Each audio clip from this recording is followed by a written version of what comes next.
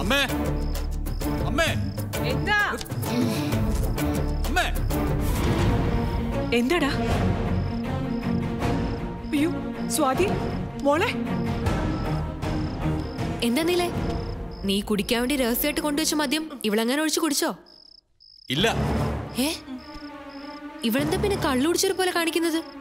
ഇത് വല്ല ഫുഡ് പോയിസണും ആയിരിക്കും. നമുക്ക് വേഗം ആശുപത്രി എത്തിക്കാം. അതൊന്നും വേണ്ട, ഇതൊന്നും ഉറങ്ങിയാ തീരാവുന്നതേ ഉള്ളൂ. വേണ്ട മോളെ, റിസ്ക് എടുക്കണ്ട. വലിമിത് എന്തറിഞ്ഞിട്ടാ പറയുന്നത്? ആശുപത്രി പോയ ആർക്കതിന് നാണക്കേട്?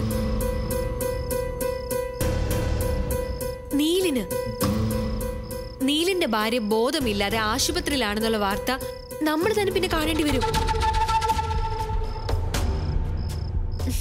പിന്നെ അതിനെ ചുറ്റിപ്പറ്റിയുള്ള നാണക്കേട് വേറെ. ആത്മഹത്യ ശ്രമം വരെ ആക്കിക്കളയും സൈബർ മീഡിയ. എന്ന് ഡോക്ടർ ഇങ്ങോട്ട് വിളിച്ചാലോ? അയ്യോ, അതിന്റെ ഒന്നും ആവശ്യമില്ല. ഇത് ഉറക്കത്തിന്റെയാ. ഉറങ്ങി എഴുന്നേക്കുമ്പോ എല്ലാം ശരിയായിക്കോളൂ. ഞാനല്ലേ പറയുന്നത്. വേണമെങ്കിൽ ഇന്ന് രാത്രി മുഴുവൻ ഞാൻ സ്വാതിക്ക് കാവലിരുന്നോളാം. എന്തെങ്കിലും പ്രശ്നമുണ്ടെങ്കിൽ അപ്പൊ നമുക്ക് നോക്കിയാൽ മതിയല്ലോ. ടെൻഷൻ ആവുന്നു. ഒന്നുമില്ല വല്യമ്മ, എന്നൊന്ന് വിശ്വസിക്കേ. ഒരു കാര്യം ചെയ്യാൻ മതി, ആ പ്രിവെന്റീവ് മെഡിസിൻ എടുത്ത് കൊടുക്ക്. അതിന്റെ ഒന്നും ആവശ്യമില്ല വല്യച്ച. ഒന്നുമില്ലെങ്കിൽ കുറച്ചു കാലം ഞാനൊരു ആശുപത്രി വർക്ക് ചെയ്തതല്ലേ.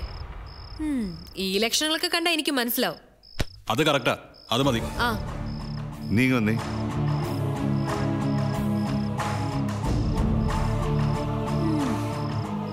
കിടക്കട കിടപ്പുണ്ടല്ലേ നാശം.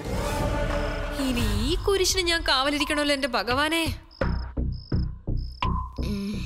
ആരാ? നിന്റെ അച്ഛൻ.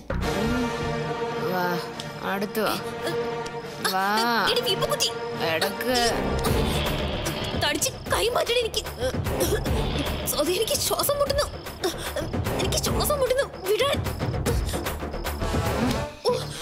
എന്റെ അമ്മേ, എന്റെ ദൈവമേ, ഇതെന്താ തുമ്പിക്കയ്യോ? ഇപ്പൊ എന്റെ പ്രാണൻ എടുത്തേനെ.